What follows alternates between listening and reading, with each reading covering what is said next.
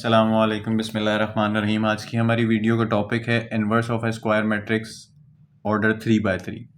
Last time अपने जो है हम लोगों ने मैंने अपने लास्ट लेक्चर में आप लोगों को बताया था कि 2 by 2 मैट्रिक्स का एक ऐसा मैट्रिक्स जिसका ऑर्डर 2 by 2 उसका इन्वर्स किस तरीके से फाइंड आउट करते हैं।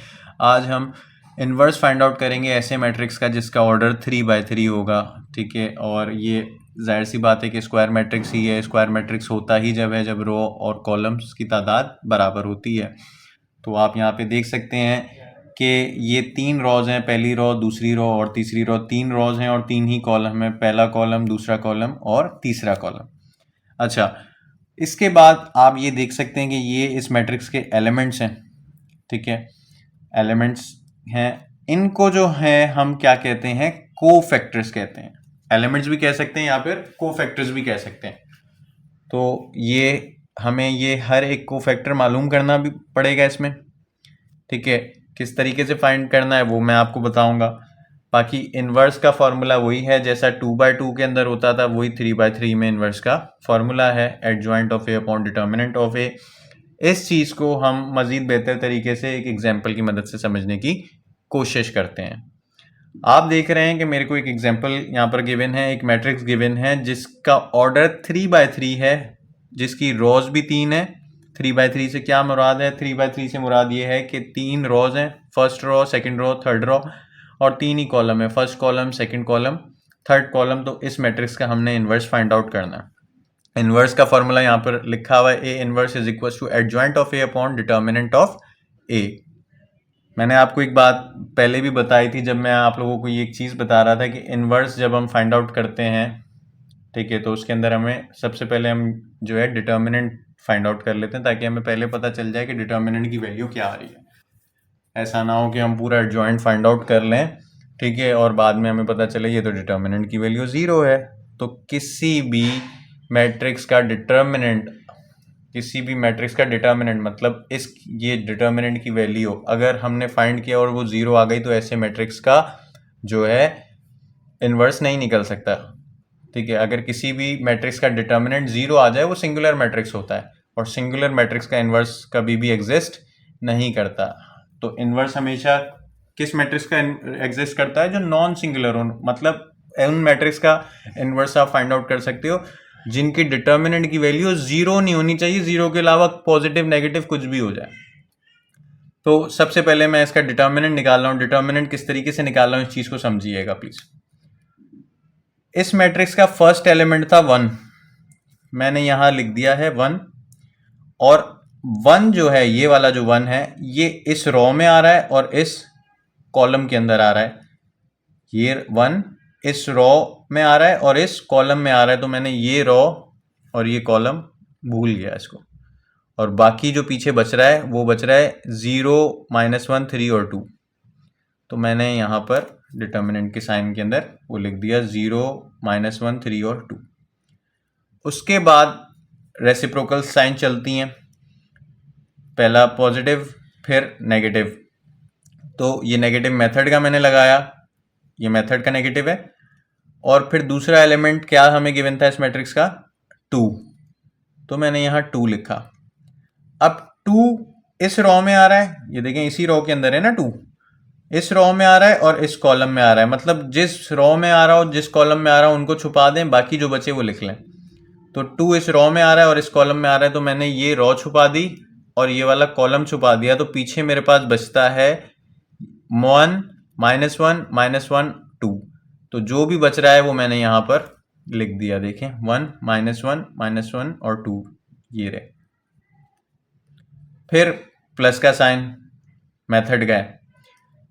तीसरा एलिमेंट हमारे पास जो गिवन था फर्स्ट रो का वो था 0, मैंने 0 लिखा। अब ये 0 इस रो में आ रहा है, फर्स्ट रो में आ रहा है 0, और इस थर्ड कॉलम में आ रहा है, तो मैंने ये वाली रो और ये कॉलम छुपा दिया, और पीछे जो बचा वो लिख लूंगा, मैं अपने पास नोट डाउन कर लूंगा। तो देखिए पीछे बच रहा है 1, 0, -1, 3। तो मैंने यहाँ डिटर्मिनेंट की साइन बनाकर इसमें लिख दिया 1, 0, -1, 3। ये 1 ऐसी मैंने लिख दिया है। उसके बाद इनमें क्रॉस मल्टीप्लिकेशन होती है और बीच में जो है माइनस आता है, ठीक है, बिल्कुल वैसे ही जैसे कि हम 2/2 के अंदर, जैसे स्क्वायर मैट्रिक्स ऑफ ऑर्डर 2/2 के अंदर हम लोग डिटर्मिनेंट निकालते थे, वो चीज़ यहाँ पर करनी है सिंपली हमें। ए और डी को मल्टीप्लाई करते हैं, बीच में माइनस होता है, बी और सी को मल्टीप्लाई करते हैं। तो जब 2 0 से मल्टीप्लाई हुआ तो 0 हो गया, बीच में मेथड का माइनस था और ये भी माइनस था, तो माइनस माइनस प्लस हो गया, 3 1 जा 3। ये माइनस का 2 एज इट इज आया, इसको सॉल्व करते हैं। 2 1 जा 2, ठीक है, बीच में मेथड का माइनस था और ये यहाँ पर भी दोनों माइनस थे, तो माइनस माइनस प्लस हो गया होगा, और वो प्लस जब उस मेथड वाले माइनस से टकराया तो माइनस हो गया, तो 1 1 जा 1। ये प्लस 0 ऐसे ही लिखा। उसके बाद 3 1 जा 3, बीच में मेथड का माइनस था और यहाँ पर भी माइनस था, तो मेथड वाला माइनस और ये वाला माइनस जब आपस में टकराया तो माइनस माइनस प्लस हो गए, 1 0 जा 0। इसके बाद सिंपली इसको मैंने सॉल्व कर दिया है, 0 में 3 ऐड किया तो 3, और वो 3 इस 1 से मल्टीप्लाई हुआ तो 3 1 जा 3। उसके बाद 2 में से 1 गया, अंदर 1 बचा, ब्रैकेट के अंदर 1 बचा, वो 1 जब इस -2 से मल्टीप्लाई हुआ तो -2 ही आ गया। और यहाँ पर 3 बन रहा था और वो 3 + 0 3 बन रहा था, और वो 3 जब इस 0 से मल्टीप्लाई हुआ तो ये चीज़ तो ख़त्म हो गई। 3 में से 2 गया तो हमारे पास हमारे डिटर्मिनेंट आ गया 1। हमारे डिटर्मिनेंट की वैल्यू जो है 1 आ गई है। इसका मतलब ये है कि इस मैट्रिक्स का इन्वर्स एग्जिस्ट करता है। लेट सपोज अगर इसकी वैल्यू 1 ना आती, 0 आ जाती, तो फिर इसका इन्वर्स एग्जिस्ट नहीं करता। हम यहीं रुक जाते और सिंपली लिख देते इन्वर्स डज नॉट एग्जिस्ट, क्योंकि गिवन मैट्रिक्स इज सिंगुलर। अब हमने डिटर्मिनेंट तो निकाल लिया, अब इसका एडजॉइंट निकालना है। ये काम कर लिया, इसकी वैल्यू निकाल ली 1 आई है। अब ये फाइंड आउट करना है एडजॉइंट ऑफ ए। अच्छा जी, एडजॉइंट निकालने से पहले एक चीज़ आपको ये बतानी है कि आप यहाँ पे देख रहे हैं, ये तो मैंने आपको बताया कि इनको हम लोग कोफैक्टर्स कहते हैं। ये तमाम इसके क्या है, कोफैक्टर्स या फिर एलिमेंट्स हैं। अब ये जो यहाँ नीचे 1 1 आपको लिखा हुआ दिख रहा है, 1 1 1 2 1 3, 2 1 2 2 2 3, ठीक है, 3 1 3 2 3 3, ये एक्चुअली है क्या? ये इस कोफैक्टर की लोकेशन बता रहा है कि ये जो एलिमेंट है ए, ये फर्स्ट रो और फर्स्ट कॉलम का है। मतलब पहली रो का पहला कॉलम है, उसका एलिमेंट है। ये पहली रो का सेकंड कॉलम का एलिमेंट है। ये पहली रो का थर्ड कॉलम का एलिमेंट है। इसी तरह यहां पर ये सेकंड रो है तो 2 1 आया ना, तो पहले रो आती है, पहले हम रो लिखते हैं फिर कॉलम लिखते हैं। तो दूसरी रो है तो यहाँ 2 लिखा, और पहला कॉलम है तो यहाँ 1 लिखा। दूसरी रो है तो यहाँ 2 लिखा, और दूसरा कॉलम है तो यहाँ 2 लिख दिया। ये दूसरी रो है तो 2 लिखा, और थर्ड कॉलम है तो यहाँ 3 लिखा। ये थर्ड रो है तो यहाँ 3 लिखा, और फर्स्ट कॉलम है तो 1 लिखा। ये थर्ड रो है तो यहाँ 3 लिखा, और सेकंड कॉलम है तो यहाँ 2 लिखा। इसी तरह ये थर्ड रो है तो यहाँ 3 लिखा, और थर्ड कॉलम है तो 3 लिखा। तो ये कोफैक्टर्स हैं, और ये जो साथ में इनके ये नंबर्स आप छोटे छोटे लिखे हुए देख रहे हैं 1 1 1 2, ये इसकी लोकेशन बता रहे हैं कि ये एलिमेंट एक्चुअली है कहाँ पे, कहाँ लोकेट कर रहा है। तो पहली रो का पहला कॉलम, पहली रो का दूसरा कॉलम, ठीक है, पहली रो का तीसरा कॉलम, दूसरी रो का पहला कॉलम, दूसरी रो का दूसरा कॉलम, दूसरी रो का तीसरा कॉलम। इसी तरह तीसरी रो का पहला कॉलम, तीसरी रो का दूसरा कॉलम, तीसरी रो का तीसरा कॉलम। अब हम लोग इसका एडजॉइंट फाइंड आउट करते हैं। अच्छा जी, हमें ये मैट्रिक्स ए गिवन था यहाँ पे, तो मैंने वो यहाँ पे कॉपी कर दिया है, ये ओरिजिनल मैट्रिक्स जो हमें गिवन था। अब सबसे पहले कोफैक्टर्स हमने हर एक कोफैक्टर यानी कि A11, A12, A13 इनकी वैल्यूज फाइंड आउट करनी है। सही है, वो किस तरीके से करनी है वो देखें। कोफैक्टर्स मालूम करने के लिए एक फॉर्मूला इस्तेमाल होता है, एडजॉइंट निकालने हैं अब हम लोग इस मैट्रिक्स का। डिटर्मिनेंट हम निकाल चुके हैं जिसकी वैल्यू 1 आई थी। तो कोफैक्टर्स मालूम करने के लिए एक फॉर्मूला होता है AIJ इज इक्वल्स टू -1 पे पावर I + J MIJ। ये कोफैक्टर फाइंड आउट करने का फॉर्मूला है। यहाँ I से मुराद रो है और J से मुराद कॉलम है, और MIJ से मुराद हमारे पास वो रिमेनिंग चीज़ें हैं। जब हम जिस तरह से इस रो और इस कॉलम को हटाते हैं तो बाकी चीज़ जो बच जाती है वो MIJ है। ठीक है जी। तो सबसे पहले फर्स्ट यहाँ पर A11 था ना, तो A11 फाइंड आउट कर रहा हूँ। तो A11 is equals to, formula लिखा -1। तो अब I और J की जगह क्या है, यहाँ पे 1 1 है, तो मैंने लिख दिया 1 + 1। तो A11 की लोकेशन क्या होती है, यही होती है। तो ये मैंने रो हटा दी और ये वाला मैंने कॉलम हटा दिया। तो इसके बाद जो मेरे पास पीछे बचा वो मैंने यहाँ डिटर्मिनेंट के साइन के अंदर लिख दिया है। तो 0 -1 3 2 ये आप देख सकते हैं। ठीक है जी। इसके बाद ये -1 और 1 + 1 2 हो गया, -1 पे पावर 2 हो गई, और इस 2 को 0 से मल्टीप्लाई किया तो 2 0 0, बीच में मेथड का माइनस होता है और यहाँ पे भी माइनस है, तो माइनस माइनस प्लस हुआ और 3 1 3, तो 0 + 3। इस चीज़ को सॉल्व करा तो 0 + 3, और इस -1 को ऐसे ही लिखा और 1 + 1 पावर 2 हो गई। 0 में 3 ऐड किया तो 3 बन जाएगा, और ये अंदर -1 है, ऊपर पावर 2 है, तो जाहिर सी बात है +1 बनाएगा वो, क्योंकि इवन पावर है। ठीक है जी, वो 1 बन गया। ये देखें, इसको सॉल्व किया तो 1 बन गया, और 0 + 3 3 हो गया। 1 3 ये 1 इस 3 से मल्टीप्लाई हो तो 3 आ गया। तो हमने पहला कोफैक्टर A11 फाइंड आउट कर लिया है। अब इसी तरह दूसरा कोफैक्टर A12 की लोकेशन ये होती है, मतलब पहली रो है मगर दूसरा कॉलम है, ये रहा, इस लोकेशन की बात कर रहा हूं। तो मैंने वापस से -1 लिखा।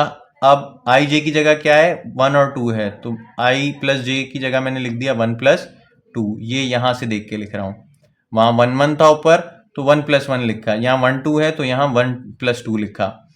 तो 1 + 2 यहाँ पे A12 की लोकेशन हमारे पास कहाँ होती है, इधर होती है। तो ये रहा 2। तो ये 2 इस रो का मेंबर है, ये रहा पहली रो में आ रहा है ये वाला 2, और दूसरे कॉलम में आ रहा है। तो मैंने इस पहली रो को और दूसरे कॉलम को हटा दिया, तो पीछे मेरे पास जो बचा वो मैंने यहाँ पे लिख दिया। आप देख सकते हैं 1 -1 -1 2, तो वो चीज़ मैंने यहाँ लिख दी है। अच्छा जी, अब -1 के ऊपर पावर बन गई 3, 1 + 2 3 बन गया, और इसको जब मैंने सॉल्व किया 2 1 2, और बीच में मेथड का माइनस होता है, और यहाँ पर माइनस माइनस जब आपस में ये मल्टीप्लाई हुआ होगा, माइनस माइनस प्लस, और 1 1 1, तो मेथड का माइनस यहाँ पर वो, मतलब ये प्लस बन गया, ये आपस में मल्टीप्लाई हुए प्लस बना, फिर वो प्लस बीच में मेथड के माइनस से टकराया तो फाइनल माइनस आया, और 1 1 1 आ गया। अब जब यहाँ पे ऑड पावर है -1 पे, तो -1 आया, और 2 में से 1 गया तो 1 आ गया। 1 1 1, और साथ में नेगेटिव साइन आ गया। आपने दूसरा जो है कोफैक्टर फाइंड आउट कर लिया A12। इसी तरह A13 फाइंड आउट कर रहे हैं। -1 लिखा, 1 + 3 लिखा। अब 1 3 की लोकेशन क्या है, ये रही, पहली रो का तीसरा कॉलम, मतलब 0 इस लोकेशन पे होता है ना A13।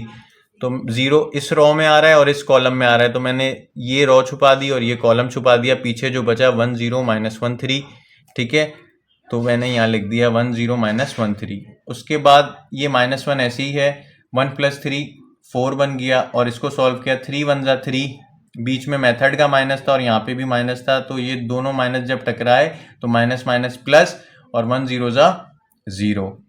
ठीक है जी। उसके बाद अब ये -1 पे पावर वापस से इवन है, तो मतलब पॉजिटिव का 1 आएगा, ये आ गया पॉजिटिव का 1, और 3 + 0 3 आ गया, 1 3 3। इसी तरह से अब A21 यहाँ पे फाइंड आउट कर रहे हैं, मतलब दूसरी रो का पहला कॉलम। तो A21 यहाँ पर होता है, ये चीज़ बता रही है कि ये दूसरी रो है और पहला कॉलम है, तो दूसरी रो और पहला कॉलम, तो ये यहाँ पे लोकेट कर रहा है।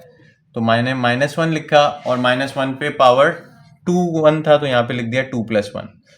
अब 2 1 कहाँ पे लोकेट करता है, A21 यहाँ पे लोकेट करता है, तो ये वाला 1 जो है, ये 1 अब इस रो में आ रहा है और इस कॉलम में आ रहा है, तो मैंने ये रो छुपा दी, ठीक है, और ये वाला कॉलम छुपा दिया। लाइक इस तरह से इसको हम समझ सकते हैं। देखें, ये इस तरह से मैंने आपको बताया कि ये रो छुपा दी और ये कॉलम छुपा दिया है, तो ऊपर ये मेरे पास बचेगा 2 0 3 2, तो मैंने लिख दिया 2 0 3 2। -1 पे पावर 3 बन गई, और इनको सॉल्व किया तो 2 2 4, बीच में माइनस मेथड का, 3 0 0। वापस से ऑड पावर है तो -1 आएगा, 4 में से 0 गया, 4 ही बचेगा, 4 1 4, और साथ में नेगेटिव साइन। इसी तरह हमने A22 फाइंड आउट किया, तो A22 की लोकेशन क्या होती है, मतलब दूसरी रो का दूसरा कॉलम, मतलब इसकी बात हो रही है। तो मैंने लिखा -1 अब यहाँ 2 2 था, तो मैंने 2 + 2 लिख दिया, -1 पे पावर 2 + 2। अब 2 कहाँ लोकेट करता है? इस जगह पे। अब अगर हम इस ज़ीरो की बात करें तो आपसे पूछा जाए तो अब आप बोलेंगे ये ज़ीरो इस रो में आ रहा है और इस कॉलम में आ रहा है, तो आपने इस रो को और इस कॉलम को भूल जाना है। मतलब ये रो भूल जाओगे और ये वाला जो कॉलम 2 3 लिखा है इसको भूल जाओगे, तो पीछे बचता है 1 0 -1 और 2। तो मैंने यहाँ लिख दिया 1 0 -1 और 2। -1 पे पावर 4 बन जाएगी, 2 + 2 4, और इसको सॉल्व किया 2 1 ज़ा 2, बीच में मेथड का माइनस था और यहाँ भी माइनस था, तो माइनस माइनस प्लस हुए, 1 0 ज़ा 0। वापस से -1 पे पावर इवन थी तो पॉजिटिव 1 आया और 2 + 0 2 बन गया। वो 1 इस 2 से मल्टीप्लाई हुआ तो 1 2 ज़ा 2। अब बिल्कुल इसी तरीके से 8 2 3 मतलब दूसरी रो का तीसरा कॉलम, ठीक है, सही है, दूसरी रो का तीसरा कॉलम। 8 2 3 कहाँ पे लोकेट करता है? इस जगह पे। ये देखें, दूसरी रो और तीसरा कॉलम, तो ये इस जगह पे A 2 3 यहाँ लोकेट करता है, ठीक है। तो मैंने -1 पे पावर 2 3 था तो मैंने लिख दिया -1 पे पावर 2 + 3। अब इस -1 की इस जगह पे आता है ना A 2 3, तो इस -1 की अगर हम बात करें तो ये -1 इस रो में आ रहा है और इस कॉलम में आ रहा है, तो इस रो को और इस कॉलम को अगर हम भूल जाएं तो बचेगा 1 2 -1 3। ये मैंने लिख दिया 1 2 -1 3। वापस से -1 पे पावर ऑड आ जाएगी, 5 बन गया, 2 + 3 5। इसको सॉल्व करते हैं तो 3 1 ज़ा 3, और ये यहाँ पे भी माइनस है और बीच में मेथड का भी माइनस है, तो माइनस माइनस प्लस हुआ और 1 2 ज़ा 2 हो गया। वापस से ये नेगेटिव, तो यहाँ पर 2 + 3 हमारे पास ऊपर 5 आ गया था और ऑड पावर है तो -1 ही आया यहाँ पे, और 3 + 2 5, तो 5 1 ज़ा 5 और साथ में ये नेगेटिव साइन आ गया। अब इसी तरह से हमने A31 मालूम किया, तो A31 मतलब तीसरी रो पहला कॉलम, ये रहा तीसरी रो का पहला कॉलम हमारे पास। अगर हम बात तो A31 हम मालूम कर रहे हैं अब हम, तो तीसरी रो का पहला कॉलम, तो A31 की लोकेशन क्या होती है? यहाँ पर होता है A31, ठीक है जी। तो मैंने यहाँ लिखा -1 पे पावर 3 + 1, 3 1 था तो 3 + 1। अब इस -1 की अगर हम बात करें तो ये -1 इस रो में आ रहा है और इस कॉलम में आ रहा है, तो आप इस रो को और इस कॉलम को भूल जाएं तो आपके पास ऊपर बचता है 2 0 0 -1। तो मैंने यहाँ लिख दिया 2 0 0 -1। ये -1 ऐसे ही लिखा, 3 + 1 4, इवन पावर आ गई, और ये माइनस का 1 इस 2 से हुआ तो -2 आ गया, बीच में मेथड का माइनस है और 0 0 ज़ा 0। -1 पे पावर इवन थी तो 1 आया, ठीक है, पॉजिटिव 1 आया, और यह अंदर -2 बचा, वो 1 इस -2 से मल्टीप्लाई हुआ तो हमारे पास -2 आ गया इसकी वैल्यू। बिल्कुल इसी सेम तरीके से हमने A32 फाइंड आउट किया। A32 मतलब तीसरी रो का दूसरा कॉलम, तो -1 पे पावर मैंने लगा दी 3 + 2, और उसके बाद जिस रो में जो इसकी A32 की जो लोकेशन थी, ठीक है, उस लोकेशन पे जो भी एलिमेंट था तो हमने वो देखा कि वो एलिमेंट किस रो में आ रहा है और किस कॉलम में आ रहा है, तो उस रो और उस कॉलम को हटा के जो बचा वो मैंने यहाँ लिख दिया 1 0 1 -1। इसके बाद -1 पे पावर ये 5 बन गई है, इसको सॉल्व किया तो 1 1 ज़ा 1 और साथ में नेगेटिव था तो -1 आ गया, बीच में मेथड का माइनस है और 1 इस 0 से मल्टीप्लाई हुआ तो 0 आ गया। वापस से -1 पे पावर ऑड थी तो मतलब -1 आ गया, और इसको -1 लिख दिया हमने। ये -1 मल्टीप्लाई हुआ -1 से तो माइनस माइनस प्लस हो गया, 1 1 ज़ा 1। इसी तरीके से हमारा आखिरी हमने जो कोफैक्टर फाइंड आउट किया A33 मतलब तीसरी रो और तीसरा कॉलम, तो मैंने -1 पे पावर लिख दी 3 + 3, और A33 की लोकेशन पे हमारे ओरिजिनल मैट्रिक्स में जो भी एलिमेंट गिवन था तो मैंने उस एलिमेंट वो एलिमेंट जिस रो में आ रहा था और उस जिस कॉलम में आ रहा था तो वो रो और वो कॉलम हटा दिए, वो रो और वो कॉलम हटाया, उसके बाद जो बचा वो मैंने यहाँ पे लिख दिया 1 2 1 0। इसको हमने सॉल्व किया तो 1 0 ज़ा, अच्छा ये -1 एज इट इज़ आ गया, 3 + 3 6 हो गया। इसको हमने जब सॉल्व किया तो 1 0 ज़ा 0, बीच में मेथड का -1 2 ज़ा 2। -1 पे पावर वापस से इवन थी तो मतलब पॉजिटिव 1 आ गया, और इसको सॉल्व किया तो -2 आ गया। ये 1 इस -2 से मल्टीप्लाई हुआ तो -2 आ गया। अब हम अपने तमाम कोफैक्टर्स फाइंड आउट कर चुके हैं, तो तमाम कोफैक्टर जब आप फाइंड आउट कर लें तो अब आपने एडजॉइंट ऑफ ए हम निकाल लें ना, adjoint of A find out कर रहे हैं हम लोग। तो एडजॉइंट ऑफ ए जब अब आप फाइंड आउट कर रहे हो तो जो ये देखें A11, A12, A13, A21, इन तमाम को फैक्टर्स की वैल्यू हम फाइंड आउट कर चुके हैं।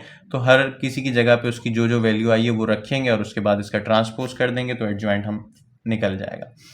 तो A11 की मेरे पास वैल्यू आई थी 3, मैंने यहाँ लिख दी है। A12 की वैल्यू आई थी -1, वो मैंने यहाँ पुट कर दी। A13 की वैल्यू आई थी 3, वो मैंने इधर पुट कर दी। A21 की जो वैल्यू आई थी -4 मैंने यहाँ पुट कर दी। A22 की जो वैल्यू आई थी वो 2 आई थी, वो मैंने यहाँ पुट कर दी। A23 की जो वैल्यू आई थी -5, वो यहाँ पुट कर दी। A31 की जो वैल्यू आई थी -2, वो मैंने यहाँ पुट कर दिया है। A32 की जो वैल्यू आई थी 1, ये देख सकते हैं A32 की जो वैल्यू आई थी 1, वो मैंने यहाँ पुट कर दिया है। A33 की जो वैल्यू आई थी वो -2, तो A33 की जगह -2।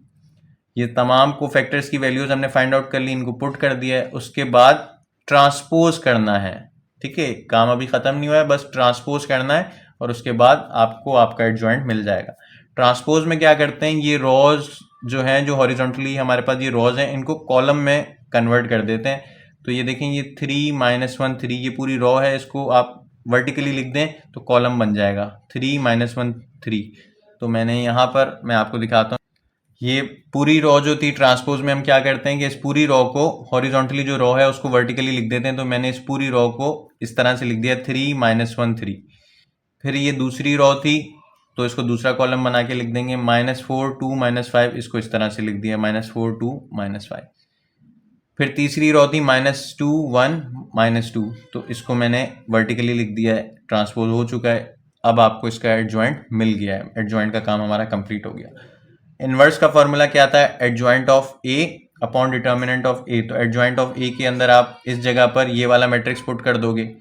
डिटर्मिनेंट ऑफ ए की वैल्यू आई थी 1, और ये 1 जब इन हर किसी नंबर से जाके पर्टिकुलरली डिवाइड होगा 3/1 -4/1 -2/1 -1/1 2/1 1/1 3/1 -5/1 -2/1, और 1 जब इनसे डिवाइड होगा तो ये एज इट इज़ ही वापस से हमारे पास।